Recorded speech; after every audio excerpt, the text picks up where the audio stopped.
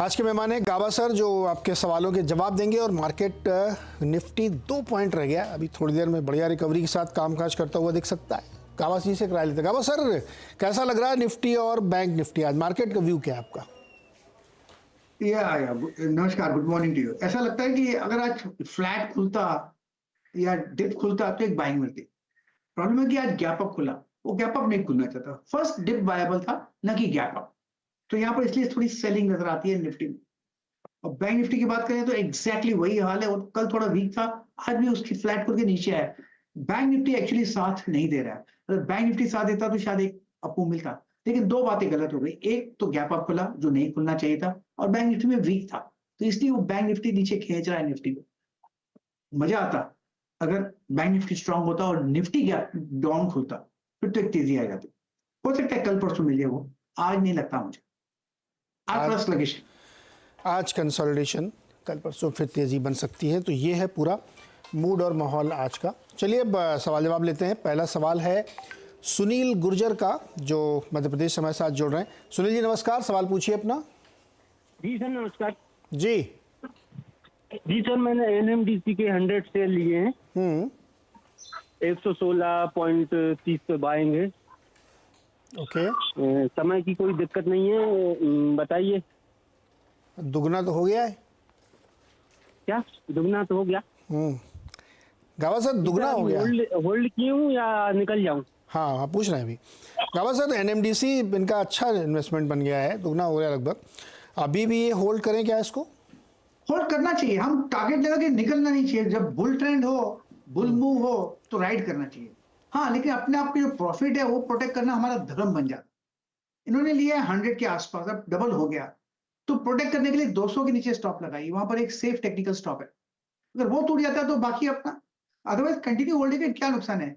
20 रुपए का स्टॉक है, 5% का स्टॉप है, कुछ खास नहीं है, तो आप कंटिन्यू होल्ड कीजिए। और क्या, होल्ड करिए। 200 के नीचे जाए तो स्टॉप लॉस, नहीं तो राइट करिए। अगला सवाल है मुंबई से धर्मेंद्र का। धर्मेंद्र जी नमस्कार, सवाल पूछिए सर। धर्मेंद्र जी, आवाज आ रही है आपको? नहीं, धर्मेंद्र जी की आवाज नहीं आ रही, कट गया है। गाबा सर, CESC 4% ऊपर है 144.75 पे, क्या राय बन रही है आपकी इस पे? हाँ, अप मूव मिला है 5-6 दिनों से। हमने लास्ट 2 महीने से हमने देखा है कि बहुत अच्छी मूव मिला है CSC में। अब भी ऑन है। रिसेंट लो हमने कभी 130 के आसपास देखा है, वहां से एक बाउंस मिला है। अप मूव ऑन है, तो कंटिन्यू होल्डिंग इट। और क्या, कभी वीकनेस तो है नहीं। हाँ, थोड़ा स्ट्रेच है, हो सकता है साइडवेज मूव मिले, लेकिन इट्स अप CSC। ओके, और जी एंटरटेनमेंट आज 7% ऊपर दिख रहा है 174.50 पर। खबरें आ रही थी कि सिंगापुर में एक इमरजेंसी आर्बिट्रेशन के लिए रोल कॉल किया गया है। तो क्या जी एंटरटेनमेंट में लॉन्ग साइड का ट्रेड बनता है क्या सर? नहीं, मुझे नहीं लगता कि जी एंटरटेनमेंट में लॉन्ग साइड का ट्रेड बनता है। हाँ, एक शॉर्टिंग हो, शॉर्ट्स किएंगे, वो शॉर्ट्स कवर हो रहे हैं ऐसा लग रहा है, लेकिन लॉन्ग ट्रेड नहीं बनता। स्ट्रक्चरली वीक बन गया है स्टॉक। जैसे ये गिरावट है जी में, लास्ट मंथ हमने देखा, इस हफ्ते देखा, तो ये वीकनेस है, वीकनेस का संकेत है, लेना नहीं चाहिए। शॉर्ट कवरिंग हो सकती है, but weak stock Zee entertainment. Okay, और एक और जो आज काफ़ी पिटाई उसकी हो रही है, बजाज फाइनेंस की। नतीजे बहुत ख़राब तो नहीं थे, थोड़ी सी एसेट क्वालिटी डिटेरिएट हुई है। हालांकि AUM ग्रोथ काफ़ी अच्छी है यहाँ पे, लेकिन थोड़ा सा उस पर दिक्कत है। तो 4% स्टॉक टूट गया। गावा सर, 7,000 के नीचे आ गया बजाज फाइनेंस। बिल्कुल ऐसा होना नहीं चाहिए था। बजाज फाइनेंस जैसा स्टॉक नीचे आ जाए तो दिक्कत आ सकती है। अब ट्रेड करा है 6899।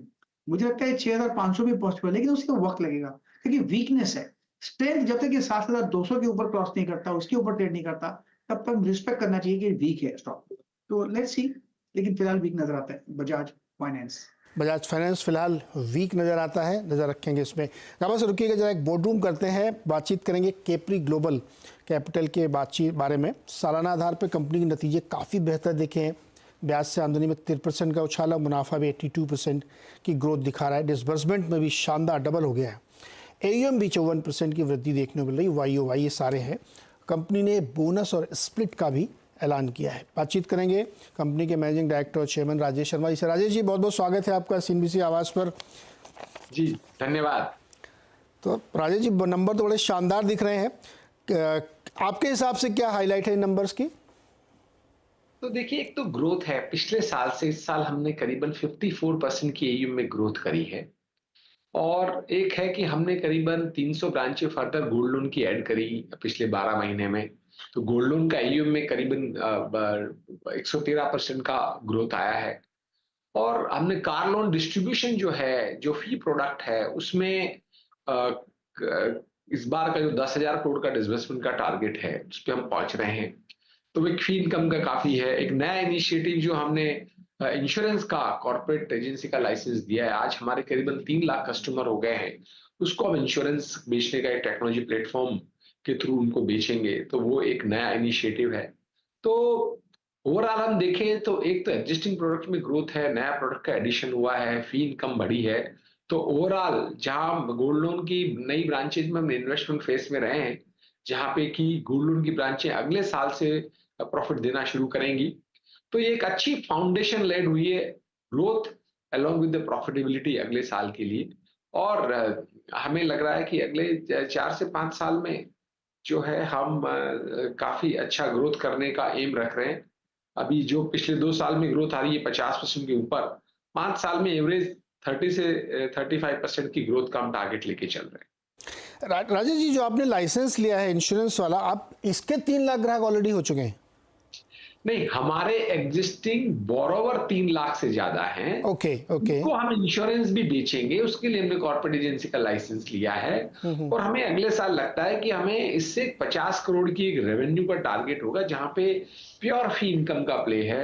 इसके अलावा कार डिस्ट्रीब्यूशन तो चल ही रहा है, उसको हम एक अलग कंपनी में ट्रांसफर कर रहे हैं, कैप्री कार टेक प्लेटफॉर्म पे, जहां पे टेक्नोलॉजी ड्रिवन काफी काम होगा, जिसमें कार से रिलेटेड लोन, कार से रिलेटेड बाकी सारे काम होंगे।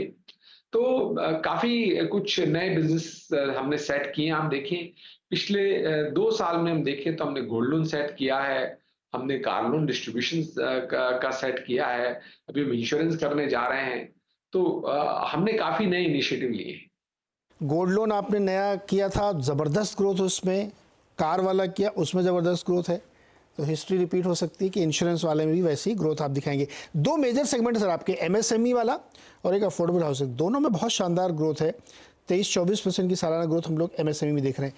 मुझे थोड़ा सा इंडस्ट्री पर्सपेक्टिव से बताइए कि इस समय क्या स्थिति है इकोनॉमी में, एमएसएमई में खास तौर पर, क्योंकि अब बजट भी आ रहा है तो लोग इसको बहुत गौर से सुनना चाहेंगे, क्या स्थिति वहाँ पे चल रही है। तो देखिए, अभी तो भारत जो है एक अमृतकाल से गुजर रहा है, इकोनॉमी अच्छा कर रही है, और ये ग्राउंड पे भी लोगों के लिविंग स्टैंडर्ड में, डिमांड में, रेस्टोरेंट में, होटल्स में, लोन की डिमांड में, सभी जगह आपको ये जब इकोनॉमी ग्रो करती है तो आपको सब जगह चीज दिखाई देती है। तो ये अगले, और ये जो मोमेंटम बना है बिजनेस की ग्रोथ का, और इंफ्रास्ट्रक्चर में हमारा जो है रोड इंफ्रास्ट्रक्चर बेटर हो रहा है, रेलवे इंफ्रास्ट्रक्चर बेटर हो रहा है, जो अल्टीमेटली इकोनॉमी को इम्पेटस देते हैं। तो मुझे लग रहा है कि MSME, home loan, gold loan, ये हमारे जितने भी सेगमेंट हैं इसमें काफी ग्रोथ है। और हालांकि थोड़ी इंटरेस्ट रेट बढ़ने से थोड़ा सा मार्जिन पे प्रेशर आया है, लेकिन जो नए लोन है उसमें हम पास ऑन करते जा रहे हैं। कंस्ट्रक्शन फाइनेंस में जो है इकोनॉमी के बढ़ते काफी डिमांड है, फ्लैट्स जल्दी बिक रहे हैं, रियलाइजेशन जल्दी हो रहा है, प्रोजेक्ट भी जो है रेरा आने से सेक्टर काफी रेगुलेट हो गया है। तो ओवरऑल जितने भी सेक्टर हैं उनमें अच्छी ग्रोथ दिखाई दे रही है। और ओवरऑल प्रॉफिटेबिलिटी पे आप देखेंगे तो डिस्पाइट हमने करीबन 100 करोड़ रुपए का इन्वेस्टमेंट लॉस किया है गोल्ड लोन में, इसके बाद भी हमारा प्रॉफिट इंप्रूव हुआ है। तो ओवरऑल अगले साल आप देखेंगे तो बहुत ही अच्छा आपको प्रॉफिटेबिलिटी में जंप दिखाई देगा। ओके सर, 2 चीज की सारी ब्रांचें कंट्रीब्यूट करने लगी, इंश्योरेंस से काफी अच्छा कंट्रीब्यूशन आएगा।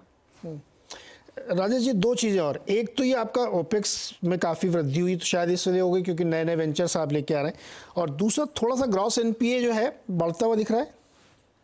यस, तो ऑपरेटिंग कॉस्ट तो इसलिए ज्यादा है कि गोल्ड लोन की 300 ब्रांचें ऐड करी है, कुछ होम लोन की ब्रांचें ऐड करी है, तो कुल मिला के करीबन 325 ब्रांचें ऐड हुई हैं। तो वो जो ब्रांचें हैं उनका एक जो है इम्पैक्ट है कॉस्ट इनकम पे, लेकिन ये धीरे धीरे कम हो जाएगा 2 कारणों से। एक तो गोल्ड लोन की ब्रांचें कंट्रीब्यूट करना शुरू करेगी, और अगले साल में हमारा टेक्नोलॉजी पे काफी इन्वेस्टमेंट है जो आपको ऑपरेशंस में दिखाई देगा। वहां पे जो है प्रोडक्टिविटी इंप्रूव होगी, टर्न अराउंड टाइम कम होगा, तो वहां पे एक जो है कॉस्ट इनकम कम आएगा टेक्नोलॉजी के कारण। और जो आपने जीएनपी में देखा है, तो पिछले साल से हम बात करें तो जीएनपी थोड़ा कम हुआ है। क्वार्टर ऑन क्वार्टर देखें तो करीबन 17 बेसिस बढ़ा है, और उसका कारण है कि कुछ रीस्ट्रक्चर्ड पूल खुला था, उसमें से कुछ स्लीपेज आया है, लेकिन हमें लगता है कि कुछ रिकवरी होंगी और जो है मार्च क्वार्टर हम उम्मीद करते हैं बेहतर होगा। और आपने देखा होगा हमने प्रोविजन कवरेज रेशियो को भी इम्प्रूव किया है, तो वहां पे भी हमने करीबन 15 से 17 करोड़ रुपए का एक जो है हिट लिया है। तो वो प्रोविजन कवरेज रेशियो का भी एक इंडिकेटर है कि वो एक स्ट्रेंथन किया है उसको बैलेंस शीट के पर्सपेक्टिव। राजेश जी, एक चीज बताइए, जैसे आप ब्रांच खोल रहे हैं गोल्ड लोन के लिए, क्या ब्रांच खोलना जरूरी है? आप टेक्नोलॉजी की मदद से खाली मोबाइल के थ्रू एक्सपेंड करें, संभव है क्या ये? बिल्कुल संभव है, लेकिन गोल्ड को तो स्ट्रॉन्ग रूम में रखना होता है।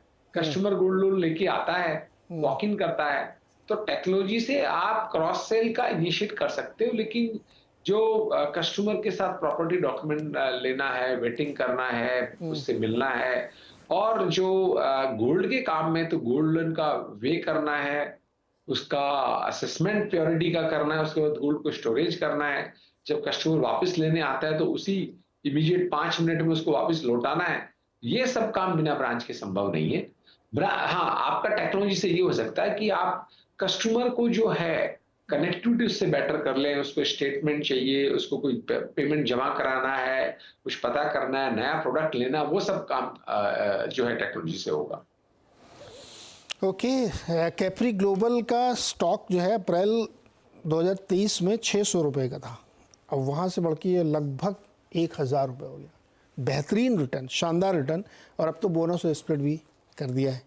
ये क्यों किया सर? चल या तो अभी तो टिकट साइज बहुत ऊपर नहीं गया था, 1000 रुपये ही था, लिक्विडिटी काफ़ी थी, रिटेल का इंटरेस्ट भी आ रहा था। एक तो शेयर होल्डर को कुछ रिवार्ड भी करना था, हमने कहा कि एक बोनस देते हैं, और दूसरा थोड़ा रिटेल का पार्टिसिपेशन हो, थोड़ा लिक्विडिटी बढ़े। तो प्रमोटर का स्टेक करीबन 70% है, करीबन 15% के आसपास इंस्टीट्यूशन के पास है, तो हमने कहा थोड़ा सा पार्टिसिपेशन बढ़े तो उसके लिए एक फ्लोट भी बढ़ेगा और एक शेयर होल्डर को रिवार्ड भी करना था। सो दोनों ऑब्जेक्टिव इससे पूरे किए। ओके, लिक्विडिटी बढ़ेगी और शेयर होल्डर को रिवार्ड, बोनस और स्प्लिट, साथ ही स्टॉक ने बेहतरीन रिटर्न दिया। कैप्री ग्लोबल। राजेश जी बहुत बहुत शुक्रिया जुड़ने के लिए जी। नेक्स्ट क्वार्टर हम लोग फिर से बातचीत करेंगे। गाबा सर वापस लौटते हैं अपने सवाल जवाब के सिलसिले पर। अच्छा, गाबा जी से भी संपर्क जोड़िए भाई, तुरंत जोड़िए गाबा जी संपर्क। इस बीच मार्केट की आपको स्थिति बता दें, तेजी का माहौल वापस बनने की कोशिश कर रहा है लगातार। निफ्टी ये ट्राई कर रहा है कि वो कैसे ग्रीन में आ जाए, लेकिन अभी भी ऊपरी लेवल पे दबाव है। लेकिन पेट्रोनेट एलएनजी पर नजर डालिए, 7% ऊपर है। कंपनी के नतीजे आए, बेटर थे, स्टॉक में कल भी मोमेंटम था। पेट्रोनेट एलएनजी दिखाइए, हाँ ये देखिए, आज जो है 7% के ऊपर है। BHEL 5.5% ऊपर है, 234 का भाव। गाबा सर, ये पेट्रोनेट एलएनजी में क्या लग रहा है आपको? ये तो आज रिजल्ट के बाद एकदम तूफानी तेजी दिखा रहा है, 7% ऊपर है। इनफैक्ट रिजल्ट के पहले ही लगता है, रिजल्ट लगता है खबर आगे चुकी थी। ट्रेड कर रहा है 281 पर पेट्रोनेट एलएनजी, बहुत बढ़िया अपमूव मिला था 230 के आसपास। अब तो चल चुका है, हो सकता है 300 भी चला जाए, लेकिन स्टॉप लगाने की जरूरत है 264 की, स्टिल ऑन। तो पेट्रोनेट एलएनजी बाय मोड पर तो है, लेकिन लगता है रिजल्ट्स के पहले किसको खबर थी। स्टॉक में बड़ा मोमेंटम यहाँ पे। चलिए अगला सवाल लेते हैं। सुनील सोनी जी हमारे साथ हैं जयपुर से। सुनील जी नमस्कार, सवाल पूछिए सर। नमस्कार मेरे जी। जी सर, मेरे कोल इंडिया है मेरे पास, मैंने आईपीओ में लिए थे सर। आईपीओ में लिए थे? हाँ सर। किस भाव पे मिले थे आपको? किस प्राइस पे लिए थे आपने आईपीओ? 232 का प्राइस? 232 रुपए। और कितने साल हो गए? 10 साल हो गए करीब, मेरे ख्याल में। हाँ, आईपीओ में आए हुए, जब आईपीओ आएगा जो भी आया था 10 साल। गावा सर दिखे 10-11 जो भी हुए, आईपीओ में लिए थे कोल इंडिया। पेशेंस देखिए सुनील जी का। बस इसको कहते हैं लॉन्ग टर्म इन्वेस्टर। हाँ, कॉन्फिडेंस हो, स्टॉक कंपनी अच्छी हो तो होल्ड करना चाहिए, नीचे ऊपर होने दो प्राइस का, अपने को क्या करना है।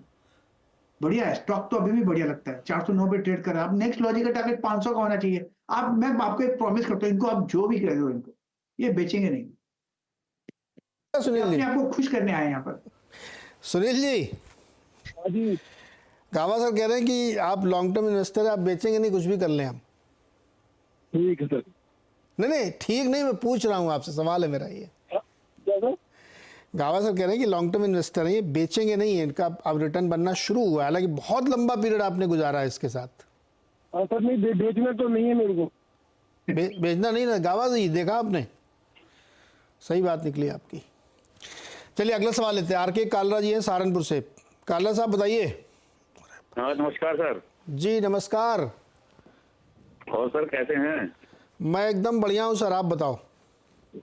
आपके चैनल को अनुज जी को हैप्पी बर्थडे सर। सर बहुत बहुत शुक्रिया, हम लोगों ने अनुज जी का भी बर्थडे बहुत विस्तार से बहुत अच्छे से सेलिब्रेट किया है। जी सर। बताइए सर। SBI कार्ड है मेरे पास। हाँ। 919 पर। अरे सर आपने तो कितने पहले लिया था? हेलो? कब लिया था? काफी टाइम हो गया सर। ऐसा फील हो रहा है क्या कि फंस गए आप? हो तो रहा है सर, लेकिन अच्छा भी लगता है। क्या अच्छा लग रहा है इसमें भैया? नुकसान में कैसे अच्छा लग रहा है काला साहब? नुकसान तो है ही सर। तो अच्छा कैसे लग रहा है? अब कंपनी तो अच्छी है ना सर। हाँ नहीं, कंपनी देखिए, कंपनी तो अच्छी है, इसमें कोई शक नहीं, बहुत बड़े ग्रुप की कंपनी है, नंबर 2 क्रेडिट कार्ड कंपनी है। लिया भी उसी वजह से था जी। हाँ लेकिन नुकसान करा दिया आपको उसने, IPO के भाव के आसपास चल रहा है। जी। चलिए गावा जी की मतलब, गावा सर ये स्टॉक SBI कार्ड बहुत दुखी किया लोगों को उसने। सबसे पहले क्या इनके पास SBI कार्ड है, यूज करते हैं? ये बताइए पहले। काला जी कार्ड यूज करते हैं क्या आप, SBI का क्रेडिट कार्ड? मैं नहीं करता हूँ जी। नहीं करते? नहीं जी। गावा जी नहीं फिर क्यों करते। जाएगा ऊपर? आपने आप तो यूज नहीं करते, कस्टमर तो है नहीं आप। अगर सभी लोग ऐसा सोचेंगे तो कैसे जाएगा ऊपर? एनीवे, अभी लगता है जो लिस्टिंग हुई, लिस्टिंग के आसपास है, लगता है यहाँ पर एक सपोर्ट जोन है साइकोलॉजिकल। हाँ अगर लिस्टिंग का प्राइस टूट गया तो फिर नीचे आएगा, लेकिन लगता है यहाँ पर संभलने की जगह अच्छी है, क्योंकि 2 बार पहले ही अटेम्प्ट कर चुका है, यहाँ से एक बाउंस मिला है, ये तीसरा अटेम्प्ट है। अगर यहाँ से अगर बाउंस मिल जाता है तो एक अपू मिलेगा, लेकिन एक लेवल है उस पर ध्यान दीजिए 780 का। एक बार ये 780 के ऊपर क्लोज मिल जाएगा on higher time frame basis, weekly या मंथली में, तो आप रहेंगे सेफ्टी, आपके अच्छा है कि यस पैसा मरेगा मुनाफा, कि आपकी कॉस्ट हाई है इसलिए आपको थोड़ा दुख हो रहा है, लेकिन फिलहाल ये जगह बेचने की लिए ही है, होल्ड करने की है SBI का। ओके, मल्टीपल अटेम्प्ट किए हैं इसने वापस आने की, लेकिन दिक्कत है अभी, लेकिन फिर भी ऐसा ही एक नज़ारा IRCTC में बना था, बहुत लोगों को उसने दुखी किया, लेकिन फाइनली वो ऊपर आया, तो होप ट्रेड हो सकता है यहाँ पे, लेकिन आप एक बार इस ध्यान दीजिएगा इस पे। अगला सवाल है अंबिका प्रसाद शर्मा का, जयपुर से। अंबिका जी नमस्कार सर।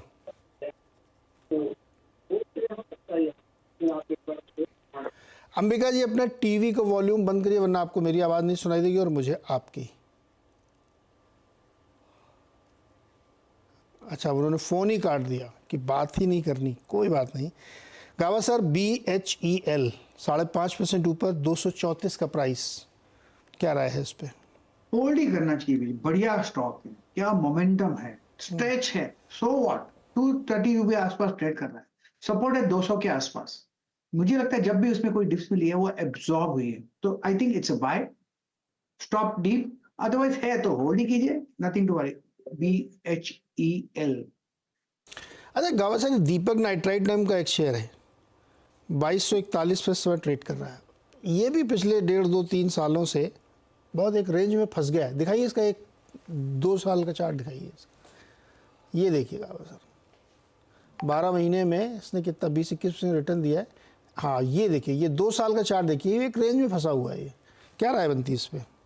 मेरे ख्याल से भी, लेकिन बेसिकली चार्ट स्ट्रक्चर तो पॉजिटिव है दीपक नाइट्राइट का, तो मेरे ख्याल से घबराना नहीं चाहिए। हो सकता है थोड़ा और डेप भी मिल जाए, लेकिन 2150 2160 ये एक जोन है जहां पर सपोर्ट है, यहाँ से फिर बाउंस मिलेगा, लेकिन नथिंग टू वरी। अगर हाई टाइम फ्रेम चार्ट देखते हैं तो थोड़ा डिप मिल सकता है, साइडवेज मूव मिल सकता है, लेकिन होल्ड करना चाहिए दीपक नाइट्राइट। दीपक नाइट्राइट होल्ड करना चाहिए। और अंबिका जी जुड़ गए हमारे साथ जयपुर से। अंबिका जी नमस्कार, सवाल पूछिए सर।